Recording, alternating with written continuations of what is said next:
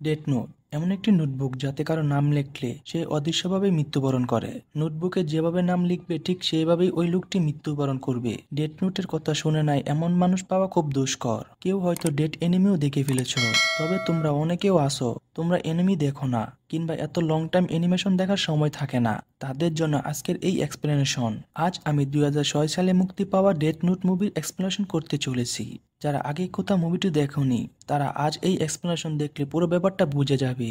আর crime thriller লাভার হলে তাহলে পুরোটা এনজয় করবে। ডেথ নোট থেকে আরো 3টা মুভি বানানো হয়েছে। যদি আজকের ভিডিওতে তোমাদের সাড়া পায় তাহলে বাকি মুভিগুলো খুব দ্রুত তোমাদের কাছে নিয়ে আসবো। আর ভিডিওটি বেশি মানুষের কাছে পৌঁছানোর জন্য ভিডিওতে লাইক কমেন্ট করো বেশি বেশি। চলো বেশি কথা না বেরিয়ে ভিডিও শুরু করি। So hello everyone, welcome to boys of Shakil. আর আমি শাকিল আছি তোমাদের সাথে। মুভি শুরু হয় জাপানের একটা শহর থেকে। যেহেতু এটা জাপানের মুভি সেহেতু সম্পূর্ণ গল্পটা জাপানকে ঘিরে। মেঘের উপর থেকে পুরো শহরকে দেখতে পায়। সেদিন প্রচুর পরিমাণে ঝড় বৃষ্টি হচ্ছিল। হঠাৎ উপর থেকে কালো রঙের একটি বই রাস্তাত পড়ে, আর এই বইটির উপরে একটা লেখা ভেসে ওঠে, ডেথ নোট। অবাক করার বিষয় হচ্ছে চারদিকে বৃষ্টি পড়লেও নোটবুকের উপর বৃষ্টি পড়ছিল না। এরপর আমরা লাইট ইয়াগামি নামে স্কুল পড়ুয়া এক ছেলেকে দেখতে পাই। লাইটের ইচ্ছা সে বড় হয়ে পুলিশে জয়েন করবে এবং সে অন্যায় একদম পছন্দ করে না। লাইট এমন একটা দুনিয়া স্বপ্ন দেখে যেখানে কোনো ক্রাইম থাকবে না, এবং সে একজন দারুণ হ্যাকার। ক্রিমিনালরা ঠিকমতো সাজা পাচ্ছে কিনা তা দেখার জন্য সে একদিন পুলিশ ডিপার্টমেন্টের ডাটাবেস হ্যাক করে। লাইট দেখতে পায় বেশিরভাগ ক্রিমিনালদের ঠিকমতো ধরা হয়নি এবং তাদের কেস এখনো আনসলভড। আবার কিছু ক্রিমিনালকে ধরা হয়েছে, তবে তারা আইনের ফাঁকফোকর দিয়ে জীবন কাটাচ্ছে। তার মানে আইন থাকা সত্ত্বেও ক্রিমিনালদের সাজা হচ্ছে না। এসব দেখে লাইট অনেকটা আশাহত হয়। ক্রিমিনালগুলো আসলে মুক্ত কিনা। লাইট এক ক্রিমিনালের ডাটা নিয়ে সে ক্রিমিনালকে খোঁজ করতে থাকে। লাইট একটা বারে গিয়ে সে দেখতে পায় সেই ক্রিমিনালটি জেলের বাইরে রয়েছে এবং ক্রাইম করেই যাচ্ছে। সে বলছে যে তাকে কেউ জেলের ভিতরে আটকে রাখতে পারবে না। লাইট আইনের বিষয় নিয়ে পড়তো, কিন্তু আইনের এই দুর্দশা দেখে লাইট অনেক ভেঙে পড়ে। দুঃখ কষ্টে সে তার আইনের বইটি ছুঁড়ে ফেলে দেয়। তখনই সে রাস্তায় পড়ে থাকা সেই ডেথ নোটটা দেখতে পায়। সে কোনো কিছু না ভেবে নোটবুকটা নিয়ে বাড়িতে চলে আসে। নোটবুকের প্রথম পেজ উল্টে সে একটা লেখা দেখতে পায়, এই নোটবুকে যার নাম লিখবে সে মারা যাবে। লাইটের কাছে এই ব্যাপারটা ফানি মনে হচ্ছিল। এমন এটা কেই বা বিশ্বাস করবে। তখন নিউজে হাই স্কুলে একটি মেয়ের মার্ডার কেসে শুনানির ব্যাপারে কথা হচ্ছিল। আদালত রায় দিয়েছে আসামি নির্দোষ, কিন্তু মেয়েটির বাবা মা আদালতের এই রায়তে খুশি হয় না। মজার ছলে লাইট ক্রিমিনালের নাম ডেথ নোটে লিখে ফেলে। এরপর ব্যাপারটা হাস্যকর ভেবে ঘুমিয়ে যায় লাইট। সকালে ব্রেকফাস্ট করতে গিয়ে লাইট নিউজ পেপার হাতে নিয়ে সে দেখতে পায় যে গতকাল নিউজে দেখানো ক্রিমিনালটা মারা গেছে। যেহেতু সে গতকাল রাতে সেই ক্রিমিনালটার নাম ডেথ নোটে লিখেছিল আর আজকে সে মারা গেল, তাই সে অনেক অবাক হয়। সে দৌড়ে গিয়ে নোটবুকটা হাতে নেয় এবং এখানে আমরা একটা রুলস জানতে পারি। যেহেতু পৃথিবীতে একই নামে বহু মানুষ আছে, তাই শুধু নাম লিখলে কাজ হবে না। নাম লেখার পাশাপাশি রাইটারকে সেই ব্যক্তির চেহারাকে কল্পনা করতে হবে। যদি রাইটার সেই ব্যক্তির চেহারা না চিনে থাকে তাহলে নোটবুক কাজ করবে না।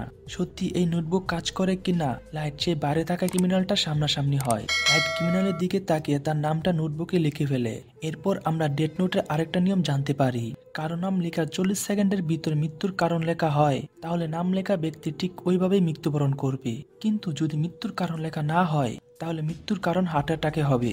তখনই লাইট দেখতে পায় তার সামনে থাকা লোকটা বুকে হাত দিয়ে রাস্তায় পড়ে যায় আর লোকটা মারা যায়। চোখের সামনে পুরো ঘটনা দেখতে পেয়ে এবার লাইট বিশ্বাস করে এই নোটবুকটা আসলে কাজ করে।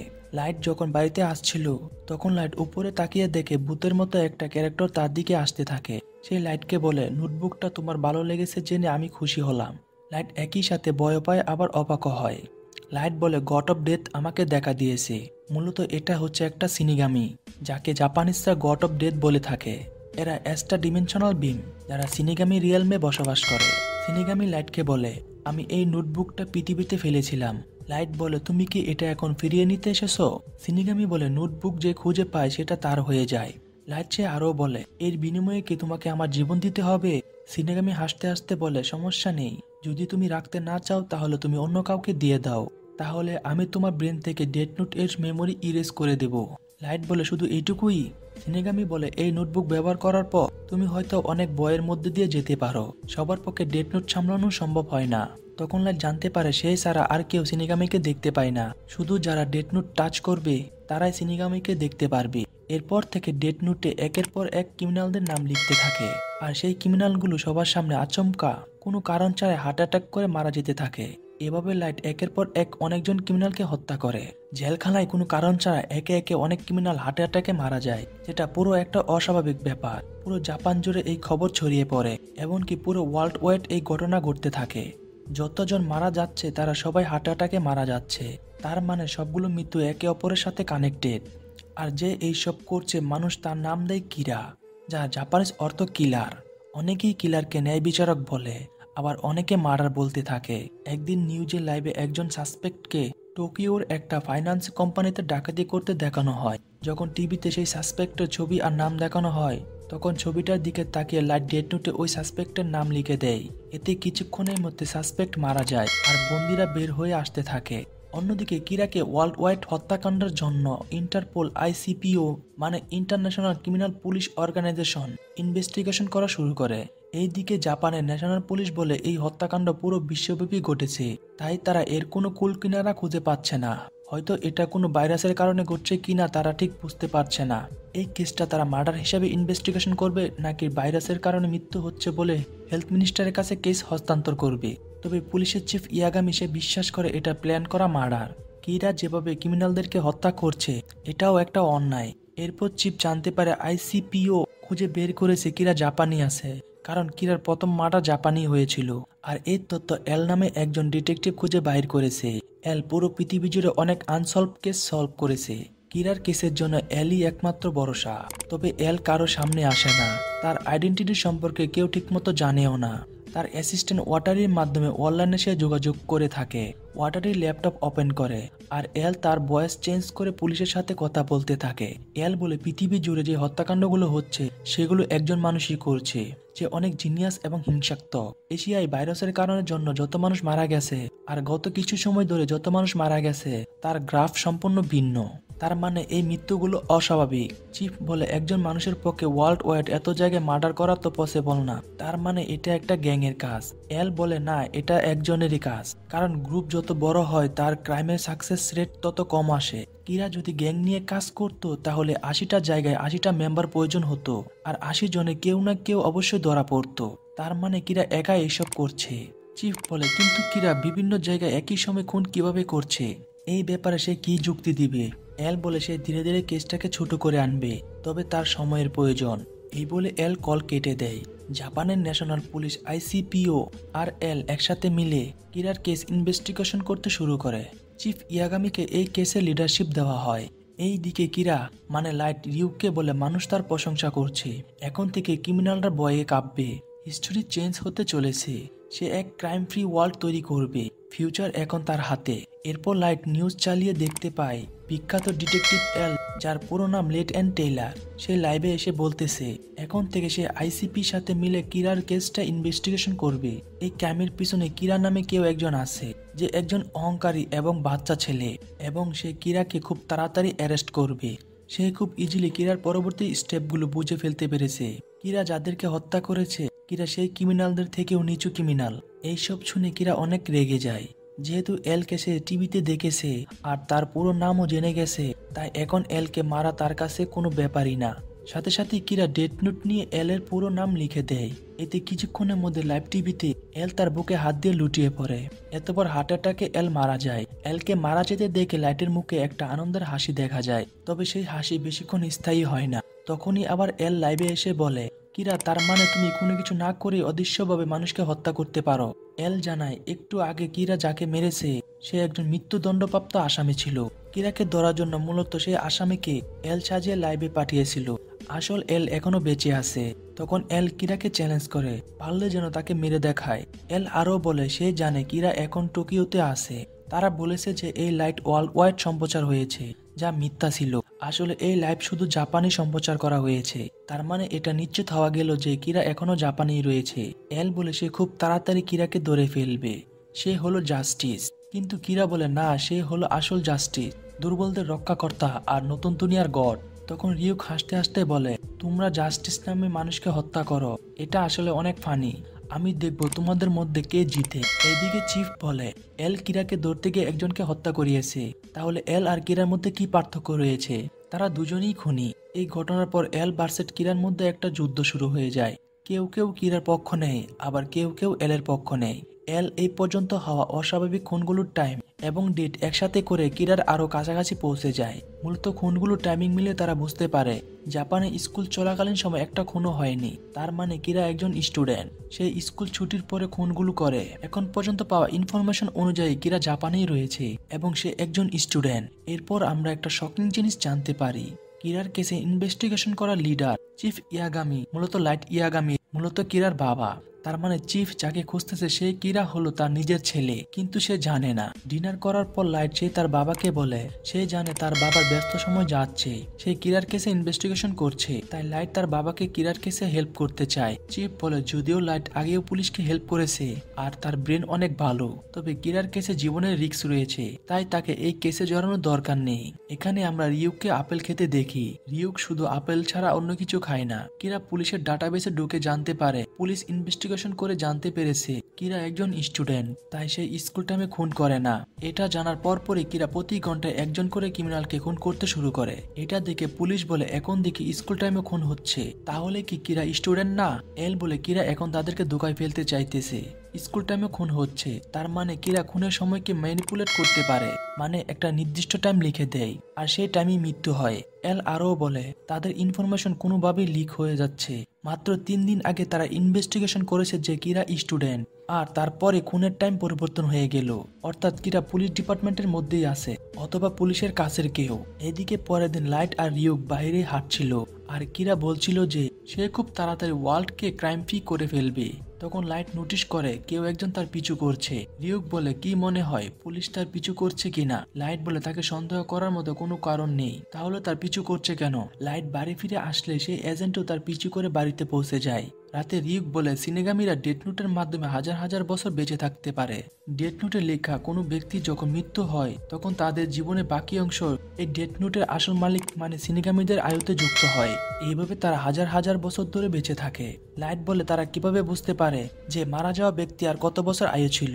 রিউক বলে সে সবার কবলে তাদের নাম আর আয়ু দেখতে পায়। এটা শুনে লাইট এক্সাইটেড হয়ে বলে তাহলে তুমি আমাকে এলের পুরো নাম আর তার পরিচয় বলে দাও। রিউক বলে আমি এমনটা করতে পারবো না, আমি তোমার পক্ষেও নেই এলের পক্ষেও নেই। তবে লাইট চাইলে অন্যদের নাম আর আয়ু জানতে পারবে, কিন্তু বিনিময়ে তার জীবনের অর্ধেক আয়ু রিউককে দিতে হবে। লাইট তার আয়ু রিউককে দিতে রাজি হয় না। এরপর আমরা ডেথ নোটের আরো একটা রুলস জানতে পারি, কারো নাম লেখা 40 সেকেন্ডের মধ্যে মৃত্যুর কারণ না লিখলে সে হার্ট অ্যাটাকে মারা যাবে। এটা আমরা আগেই জেনেছিলাম। আর যদি মৃত্যুর কারণ লেখা হয় তাহলে 6 মিনিট 40 সেকেন্ডের ভিতরে সম্পূর্ণ ডিটেলস লিখে দিতে হবে। পুলিশ জানতে পারে আরো 3 জন কয়েদি জেলের ভিতরে মারা গেছে। তাদের মধ্যে একজন মারা যাওয়ার আগে দেওয়ালে নিজের আঙ্গুল কেটে একটা হিস্ট লিখেছিল, দ্বিতীয়জন সুসাইড নোট লিখে গেছে, আর তৃতীয়জন সেল থেকে বের হয়ে বাথরুমে গিয়ে হার্ট অ্যাটাক করে মারা গেছে। তখন এল বলে মনে হচ্ছে কিরা নতুনভাবে হত্যা করার জন্য এই 3 জনের উপর টেস্ট করেছে। এইদিকে লাইট বলে সে ঠিক যেভাবে লিখেছিল ওই 3 জন ঠিক সেভাবেই মারা গেছে। এরপর সে কিছু একটা ভেবে রিউককে বলে যে ডেথ নোট টাচ করবে সে তোমাকে দেখতে পারবে তাই না? এই বলে লাইট ডেথ নোটে কিছু একটা লিখতে শুরু করে। পরের দিন সে তার গার্লফ্রেন্ড শিউরির সাথে দেখা করে এবং শিউরিকে নিয়ে একটা বাসে উঠে যায়। এক এজেন্ট যে লাইটকে ফলো করছিল সেও বাসে উঠে যায় এবং লাইটের পিছনে সিটে গিয়ে বসে। লাইট তাকে বলে সে কেন তাকে ফলো করছে। এজেন্ট বলে সে কিছুই বুঝতেছে না লাইট তাকে কি বলছে, সে কেন তাকে ফলো করতে যাবে। এরপর নেক্সট স্টপে বাস থামলে এবং হঠাৎ সে ড্রাইভারের মাথায় বন্দুক তাক করে। এজেন্ট দেখতে পায় ওই লোকটা আসলে একজন ক্রিমিনাল। সেই বাস কোম্পানিকে কল করে 100 মিলিয়ন দাবি করে। এইদিকে কিরা সে ছোট্ট পেপারে কিছু একটা লিখে পিছনে সেই এজেন্টকে দেখায়। পেপারে লেখা ছিল আমি সুযোগ পেলে তাকে ধরে ফেলবো। এজেন্ট বলে এমন কিছু করার দরকার নেই।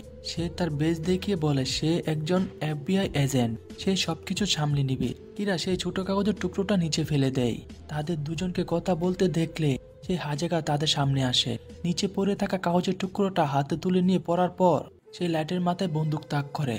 মূলত এখানে লাইট ডেথ নোট থেকে এই টুকরোটা ছিঁড়ে এনেছে, আর হাইজ্যাকার ডেথ নোটের এই টুকরোটা টাচ করার কারণে সে রিউককে দেখতে পায়।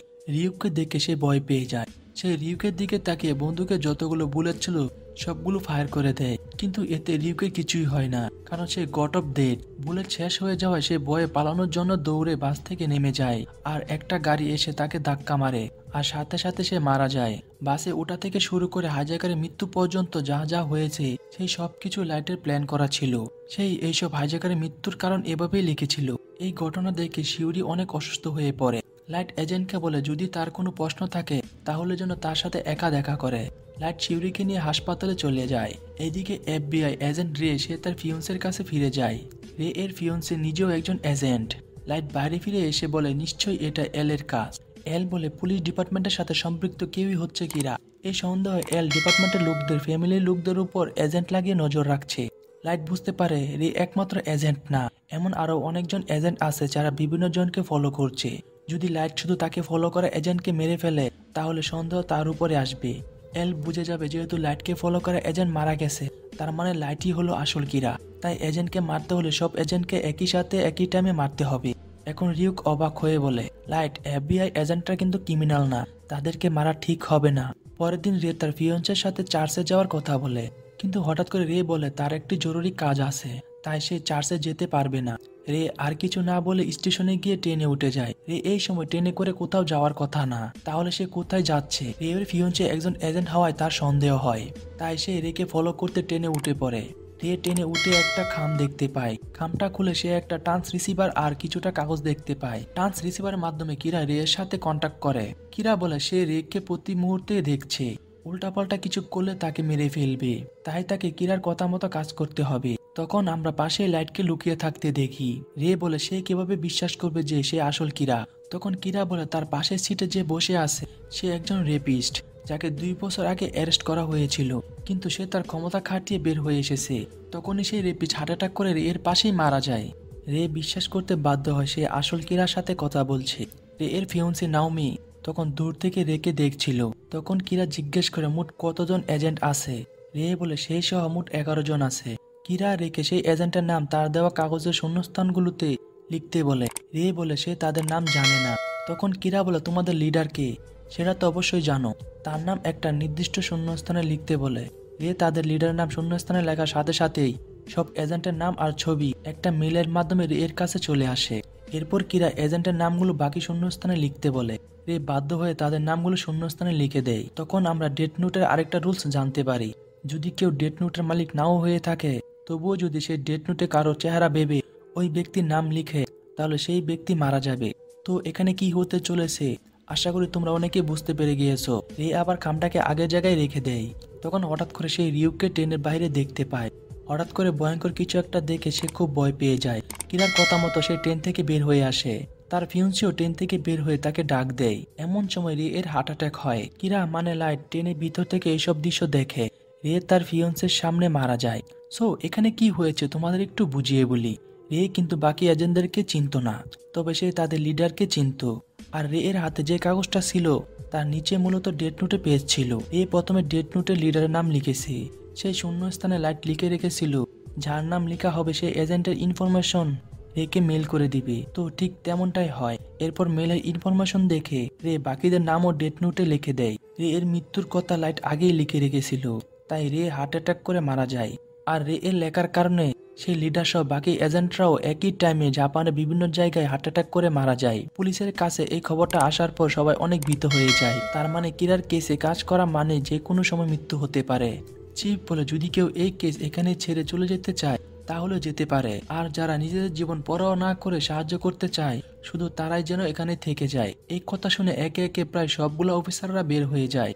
শেষে মাত্র 6 জন থাকে। এল বলে সে আর ওয়াটারিও তাদের সাথে আছে। এখন চিফ সহ অন্যরা বলে এল তো লুকিয়ে আছে, তার চেহারা আর পরিচয় কেউ জানে না, তাই তার কোনো টেনশনও নেই। এখন তো এলকেও বিশ্বাস করা কঠিন হয়ে যাচ্ছে।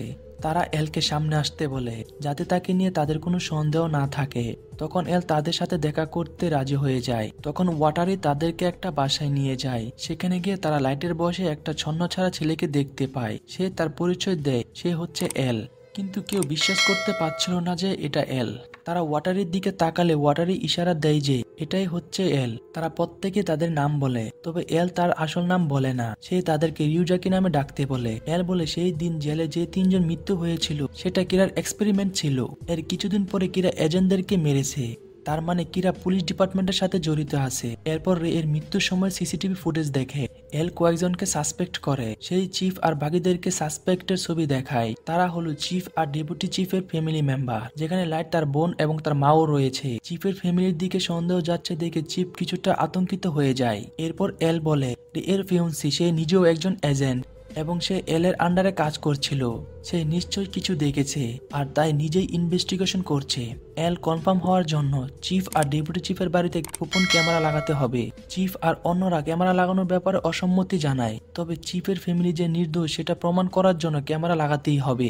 এদিকে রিওর ফিয়ন্সি নাওমি ইনভেস্টিগেশন করে জানতে পারে রি এর দায়িত্ব ছিল লাইটকে ফলো করা। তাই নাওমি প্রথমে লাইটের গার্লফ্রেন্ড শিউরির সাথে দেখা করে। এদিকে লাইট আগে থেকে কিছু ক্রিমিনালদের নাম লিখে এবং তাদের মৃত্যুর তারিখও লিখে দেয়, যাতে সামনে কখনো সে অসুস্থ থাকলেও মৃত্যু থেমে না থাকে, তাহলে তার উপরে সন্দেহ আর আসবে না। পরের দিন শিউরি নাওমিকে লাইটের সাথে দেখা করায়। নাওমি তার নাম বলে মিস মাকি। সে জানায় যে সে কিরার কেস নিয়ে একটি আর্টিকেল লিখছে। তাদের মধ্যে কিরার কেস নিয়ে কিছুক্ষণ কথা হয়। নাওমি বলে সে সন্দেহ করে লাইটই হচ্ছে আসল কিরা। লাইট বলে সে এইসব ব্যাপারে কিছুই জানে না। এর মাঝে কিরা ডেথ নোটে একটা টুকরো নিয়ে নাওমির কাঠে দেওয়া নাম লিখতে শুরু করে। নাওমির কথায় তারা চলে যাওয়ার সময় নাওমি বলে লাইট তাকে মারতে পারবে না, কারণ কাঠে ভুল নাম দেওয়া আছে। ভুল নামের কারণে আসলে নাওমি মারা যায় না। সে আরো বলে এর খুনি কিরাকে অ্যারেস্ট করেই ছাড়বি। বাড়িতে ফিরে এসে লাইট অস্বাভাবিক কিছু লক্ষ্য করে। নিজের রুমে ঢুকে সে অন্য কারো ঘ্রাণ পায়। লাইট অনেক ইন্টেলিজেন্ট হওয়ায় সে বুঝে যায় যে তার বাড়িতে কেউ এসেছিল, তার মানে তার উপর নজর রাখার জন্য পুরো বাড়িতে ক্যামেরা আর বক্স লাগানো আছে। লাইট তখন রিউকের সাথে কোনো কথা বলে না। বের হয়ে সে রিউকে বলে ভিতরে সে কথা বলেনি, কারণ সেখানে ক্যামেরা লাগানো ছিল। এদিকে চিফ এল এবং অন্যান্য অফিসাররা দিনরাত ক্যামেরায় লাইটকে পর্যবেক্ষণ করতে থাকে, কিন্তু সন্দেহজনক কিছুই খুঁজে পায় না। চিফ জিজ্ঞেস করে কিভাবে প্রমাণ হবে লাইট কিরা না।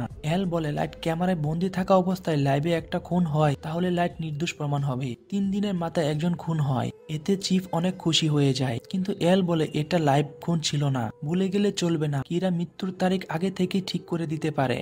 এরপর আরো কিছু সময় কেটে যায়। রাতে লাইট ডিনার শেষ করে চিপসের প্যাকেট নিয়ে পড়ার জন্য চলে আসে। সে চিপস খেতে খেতে পড়ছিল। এদিকে নিউজে দেখানো হয় একজন সাসপেক্ট 5 বছরের একটা বাচ্চা মেয়েকে কিডন্যাপ করে তাকে হত্যা করেছে, আর এই খবরটা লাইভে চলছে। এইদিকে ক্যামেরায় দেখা যাচ্ছে লাইট নিউজ না দেখে টেবিলে বসে চিপস খাচ্ছে আর পড়ছে। কিছুক্ষণ পর খবর আসে সেই সাসপেক্ট হার্ট অ্যাটাক করে মারা গেছে। তার মানে এটা কিরা করেছে। ওই সময় লাইট সন্দেহজনক কিছু করেনি, তাই এল মানতে বাধ্য হয় লাইট কিরা না। তারা ক্যামেরা আর বাক্স খুলে নেওয়ার সিদ্ধান্ত নেয়। এরপর আমরা জানতে পারি লাইটই নিউজে দেখানো খুনটা করেছে। মূলত সে মার্কেট থেকে আসার সময় চিপসের প্যাকেটের ভিতরে করে মোবাইল কলম আর ডেথ নোটের একটি পেজ রেখে দিয়েছিল। মোবাইলে নিউজ দেখেছে আর বাম হাত দিয়ে খুনির নাম ডেথ নোটে লিখেছে। যেহেতু লাইট নির্দোষ প্রমাণ হয়েছে, তাই লাইটের বাড়ি থেকে সব ক্যামেরা আর বক্স আবার খুলে নেওয়ার সিদ্ধান্ত নেয়। এরপর নাওমি এলকে কল করে বলে সে জানে লাইটই হচ্ছে কিরা, আর সে এটা প্রমাণ করেই ছাড়বে। এইদিকে শিউরি লাইটকে কল করে দেখা করার কথা বলে। লাইট বলে সে 30 মিনিটের মধ্যে দেখা করতে পারবে। তখন আমরা দেখতে পাই নাওমি শিউরিকে আটকিয়ে লাইটকে কল করে ডাকতে বাধ্য করেছে। নাওমি শিউরির মাধ্যমে লাইটকে একটি মিউজিয়ামে ডাকে। এই সবকিছু এল আর চিপ সহ অন্যরা লাইভে দেখছিল। নাওমি শিউরিকে বন্দুক তাক করে লাইটকে কনভিন্স করতে বলে লাইট যে কিরা সে যদি এটা মেনে না নেয় তাহলে সেই শিউরিকে গুলি করে দিবে। তখন চিপ দ্রুত সেখানে পুলিশ পাঠায়। আর এদিকে লাইট সে বারবার বলতে থাকে যে সে কিরা নয়, তবু সে শিউরিকে যেন না মারে, যেন তাকে মেরে ফেলে। কিন্তু তবুও নাওমি বারবার লাইটকে জোর করতে থাকে। নাওমি লাইটের তার নাম বলে আর পারলে সেখানে তাকে হত্যা করে শিউরিকে উদ্ধার করতে বলে। লাইট তখনই বলে সে কিরা না। ঠিক তখনই বাইরে পুলিশের সাইরেনের আওয়াজ শুনে শিউরি নাওমিকে ধাক্কা দিয়ে লাইটের দিকে দৌড় দেয়। এর মাঝে নাওমি শিউরির দিকে গুলি করে দেয়। গুলি খেয়ে শিউরি লাইটের কুলে মারা যায়। পুলিশ চলে আসলে নাওমি নিজেই নিজের মাথায় গুলি করে মারা যায়। লাইটকে কষ্ট পেতে দেখলে রিউক লাইটকে সমবেদনা জানায়। তখন লাইট যেটা বলে সেটা শুনে আমরা আসলে পুরাই শকিং। লাইট বলে সে নিজে শিউরিকে মেরেছে। নাওমি শিউরিকে কিডন্যাপ করা, লাইটে এখানে আসা, এরপর নাওমির হাতে শিউরি মারা যাওয়া, নাওমির আত্মহত্যা, এই সব কিছু লাইট আগে থেকেই ডেথ নোটে লিখে রেখেছিল। লাইট নাওমির নাম জানতো না, তবে সেই দিন এর মৃত্যুর সময় সে নাওমির হাতে বিয়ের কার্ড দেখেছিল। এরপর চার্চে গিয়ে তাদের ইনফরমেশন বের করে। নাওমির নামও সে জানতে পেরেছিল। অর্থাৎ এসব পুরোটা লাইটের প্ল্যান ছিল। লাইট সে তার গার্লফ্রেন্ডকে মারতে দ্বিধাবোধ করেনি। লাইটের বাবা চিফ ইয়াগামি তাকে সান্ত্বনা জানাতে আসলে সে বলে কিরার কারণে সে শিউরিকে হারিয়েছে, তাই সে কিরাকে দৌড়তে সাহায্য করতে চায় এবং সে টিমে যুক্ত হতে চায়। তখন এল নিজেই লাইটকে ওয়েলকাম জানায়। লাইট আর এল প্রথমবারের মতো তাদের সামনাসামনি দেখা হয়। এল বলে আমরা একসাথে কিরাকে ধরবো, আর এখানে মুভিটি শেষ হয়ে যায়। সো বন্ধুরা, তোমরা কমেন্টে জানাতে পারো কিরা আসলে ন্যায় বিচার করছে নাকি ডেথ নোট পেয়ে সে নিজেও একজন খুনি হয়ে গেছে, যার কারণে সে শিউরিকে মেরেছে, FBI এজেন্টদেরকেও মেরেছে। যারা কিন্তু নির্দোষ ছিল। সো পরবর্তী পার্ট দেখার জন্য ভিডিওতে বেশি করে লাইক এবং কমেন্ট করো, আর পরবর্তী পার্ট খুব দ্রুতই তোমাদের কাছে নিয়ে আসবো। এক্সপ্লেনেশনটি ভালো লাগলে দ্রুত আমাদের চ্যানেলটি সাবস্ক্রাইব করে আমাদের ছোট্ট পরিবারে যুক্ত হয়ে যান। সবাই ভালো থাকবেন, সুস্থ থাকবেন, আল্লাহ হাফেজ।